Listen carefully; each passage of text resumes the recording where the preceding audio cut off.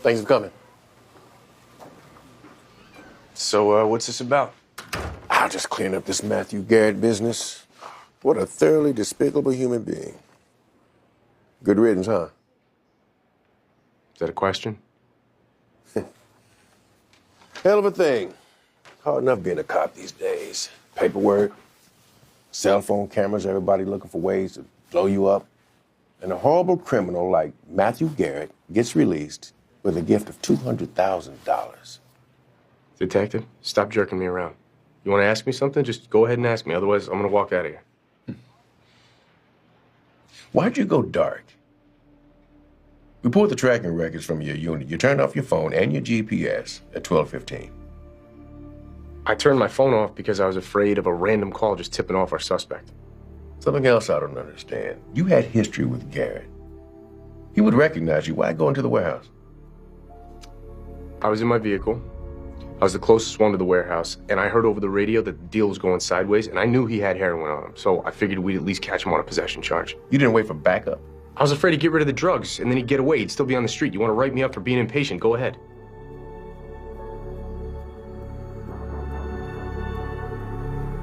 So just to confirm, he was dead when you got there. It sounds like I need my FOP lawyer.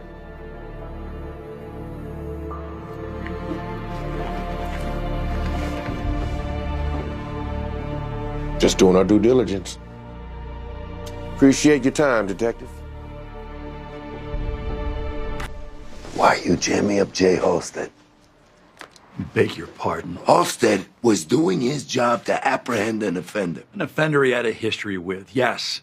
I talked to Tillman, and he told me there were problems with Halstead's version of the events. I'm gonna shoot it straight, Hank. Yeah.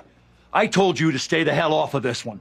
Last thing this city needs another cop involved in a questionable shooting. Halstead didn't shoot Garrett. Who did? I don't know yet. Your guy had motive, and he went dark. This is a murder.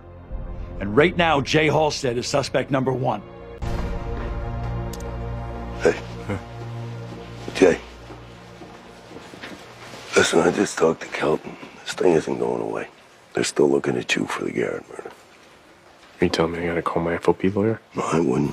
Just spark more attention, make things worse. I think I gotta protect myself, Sarge.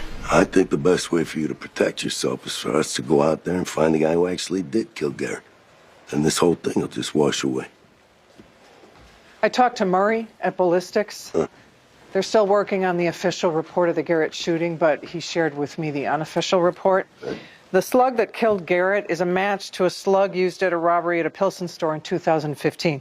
The guy they busted was Frank Delgado. Delgado was at the poker game. All right, so hit it. Remember, we are on a clock, so let's make sure we get this guy. Jay, you hang here. I don't want you leaving the district.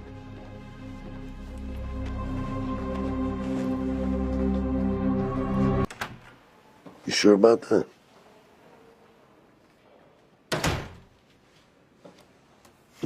Remember that night?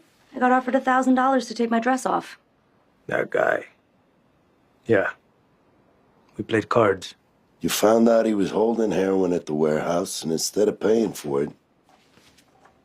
No, that wasn't me. Where were you at noon? I was still in bed. So you don't have an alibi? Look, there's no upside in taking Garrett out. He had the hookup for China White. He's the golden goose. What I don't understand is we got ballistics back on the bullet that killed Garrett. And it's a match to a Glock 17 you used to rob a liquor store 4 years ago. I don't got that gun anymore. When I got busted, the cops took it off me. I never seen it again. If the cops took it off you, it would have been booked into evidence. Then maybe somebody unbooked it. Wouldn't be the first time Chicago police played dirty.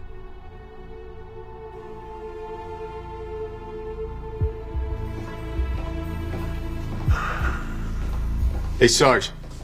I found the Delgado case file. How'd you go through it? Yeah, so according to the report, the clerk struggled with the assailant Delgado before knocking the gun out of his hands, and then he claims that he saw a police officer pick the gun up after Delgado fled. Then we should have the gun. I checked, it never was booked into evidence. Who was the arresting officer?